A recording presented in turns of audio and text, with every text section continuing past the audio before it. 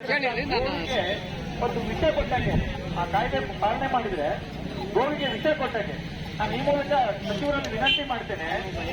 ರೈತರಿಗೆ ಬೆನ್ನೆಲುಬಾಗಿ ನಿಲ್ಬೇಕಾದಂತ ಸರ್ಕಾರಗಳು ರೈತರ ಮೂಲ ಗೋವು, ಗೊಬ್ಬರಕ್ಕೂ ಆಗುತ್ತೆ, ಹಾಡಿಗೂ ಆಗುತ್ತೆ, ಮೊಸರಿಗೂ ಆಗುತ್ತೆ, ಔಷಧಿಗೂ ಆಗುತ್ತೆ, ಎಲ್ಲದಕ್ಕೂ ಆಗುತ್ತೆ ಗೋವು. ಅಂತ ಒಂದು ಗೋವಿನ ಆಹಾರವನ್ನೇ ಕಟ್ ಮಾಡ್ತಕ್ಕಂಥ ಒಂದು ಅವೈಜ್ಞಾನಿಕ ತೀರ್ಪನ್ನ ಅಥವಾ ಅವೈಜ್ಞಾನಿಕ ಕಾಯ್ದೆಯನ್ನು ನೀವು ಮಾಡ್ತೀರಿ ಅಂತಂದ್ರೆ ನಿಮಗೆ ಯಾವುದೇ ಜ್ಞಾನ ಇಲ್ಲ ಅಂತ ನಾವು ಭಾವಿಸ್ತೇವೆ. ನಿಮಗೆ ರೈತರ ಬಗ್ಗೆ ನಿಜವಾದ ಕಾಳಜಿ ಇದ್ರೆ, ಗೋವಿನ ಬಗ್ಗೆ ಕಾಳಜಿ ಇದ್ರೆ, ಅಥವಾ ಕೃಷಿ ಬಗ್ಗೆ ಕಾಳಜಿ ಇದ್ರೆ ನೀವು ಈ ಸರ್ಕ್ಯುಲರ್ನಾಗಲಿ ಅದು ಆದೇಶವನ್ನ ಕೂಡಲೇ ಹಿಂಪಡಿಬೇಕು ಅಂತೇಳಿ ನನ್ನ ಸಾಗರದ ರೈತ ಸಂಘದ ಮಿತ್ರರ ಪರವಾಗಿ ಹಾಗೂ ನಾನೊಬ್ಬ ಕೃಷಿಕನಾಗಿ ನಮ್ಮನೆಯಲ್ಲೂ ಗೋವುಗಳಿದ್ದಾವೆ. ಹೇಗೆ ಹೇಳ್ತೀರಿ ನೀವು? 1.5 ಮೀಟರ್ ಹೊಟ್ಟೆ ಅದಕ್ಕೆ ಒಂದು ಕಿಲೋ ನಮ್ಮ ಅವಧಿ ನಿರ್ಬಂಧ ಹೇರಿದ್ದಾರೆ ಅಂತ ದಯವಿಟ್ಟು ನಮ್ಮ ಆ ವಿಚಾರದಲ್ಲಿ ವಿಶ್ವಾಸ ಇದೆ, ನೀವು ಮಾಡಿಕೊಡ್ತೀರಿ ಅಂತ ಹೇಳಿ ಬೆಳಂದೂರು ಭಾಗದ ಯಾರು ಅವರ ಜಾನುವಾರುಗಳಿಗೆ ಖಂಡಿತ ನಮಗೆ ಮೇಸಕ್ಕೆ ಬರ್ತಾ ಇಲ್ಲ. ಈ ಕೃತಿಯಿಂದ ನಮಗೆ ಮೇಸಕ್ಕೆ ಬೇಕು. ನಮಗೆ ಎಲ್ಲಿ ಜಾನುವಾರು ಮೇಯಕ್ಕೆ ಜಾಗ ಇಲ್ಲ. ಬೇರೆ ಕಡೆ ಒಂದ್ ಕಡೆ ಕಾಡಿದೆ, ಅದರಲ್ಲಿ ದಟ್ಟವಾದ ಮರ ಇರೋದ್ರಿಂದ ಅದರಲ್ಲಿ ಮೇಸಕ್ಕೆ ಬರ್ತೀವಿ.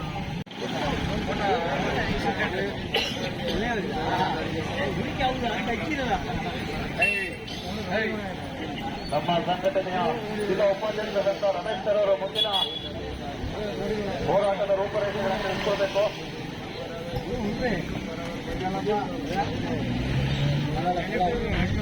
ಇನ್ನೊಂದೆರಡು ಕೊಟ್ಟ ಬಗ್ಗೆ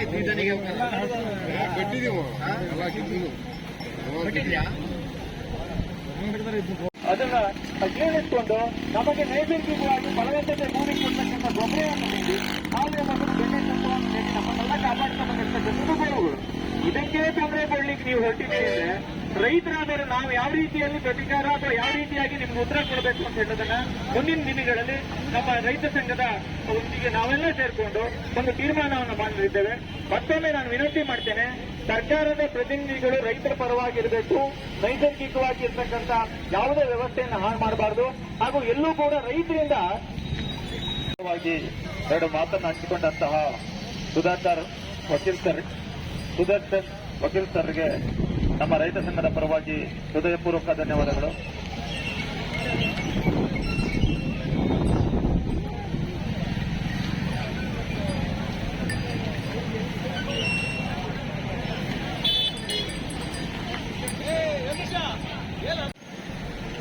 ನಮ್ಮ ಹೋರಾಟಕ್ಕೆ ಬೆಂಬಲವಾಗಿ ನೀಡಿರುವಂತಹ ಸುದರ್ಶನ್ ವಕೀಲರು ತಮ್ಮ ಹೋರಾಟದ ನುಡಿಗಳನ್ನು ಆರ್ಗನೈಸರ್ ಕೊಟ್ಟಿದ್ದಾರೆ.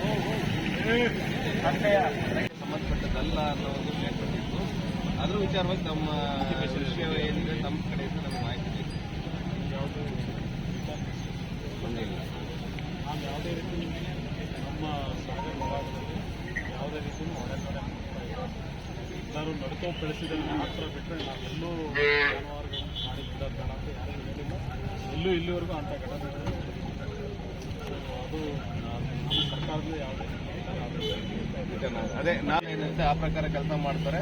ದಯವಿಟ್ಟು ಜನರನ್ನ ದಿಕ್ ತಪ್ಪಿಸ್ಬಿಟ್ರೆ ನಮ್ಮ ಹೋರಾಟ ಸರ್ಕಾರದ ವಿರುದ್ಧ, ಸರ್ಕಾರದ ನಿರ್ಧಾರದ ವಿರುದ್ಧ, ಸರ್ಕಾರದ ವಿರುದ್ಧನೂ ಅಲ್ಲ, ಅದರ ನಿರ್ಧಾರದ ವಿರುದ್ಧ. ಹಾಗಾಗಿ ನಿಮ್ಮ ಮುಖಾಂತರ ಮಾನ್ಯ ಸಚಿವರಿಗೆ ನಾವು ಈ ನಮ್ಮ ಮನವಿಯನ್ನು ತಲುಪಿಸ್ತೇವೆ. ಮತ್ತೆ ನಮ್ಮ ಸಾಗರ ವಿಭಾಗದ ಮನವಿ ಕೂಡ ನಿಮಗೆ ತಲುಪಿಸ್ತೇವೆ. ನಿಮಗೆ ರೈಟಿಂಗ್ ಅಲ್ಲದೆ ಕೂಡ ಈಗ ನಾವೇನು ಹೇಳಿದ್ದೀವಿ ಇದೇ ವಿಚಾರ.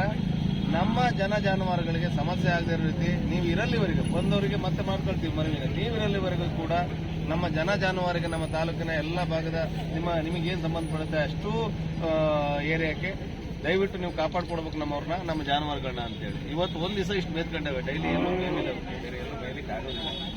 ಹಾಗಾಗಿ ಜಾನುವಾರುಗಳ ಅಳಿವು ಉಳಿವಿನ ಮೇಲೆ ಪರಿಣಾಮ ಬೀರಲಿದ್ದು ಲಕ್ಷಾಂತರ ರೈತರು ಸಾವಯವ ಕೃಷಿ ಮಾಡುತ್ತಿದ್ದು ಸಾವಯವ ಕೃಷಿಯನ್ನು ಉತ್ತೇಜಿಸುತ್ತಿರುವ ಸರ್ಕಾರದ ನೀತಿಗೆ ಹಿನ್ನಡೆಯಾಗುತ್ತದೆ.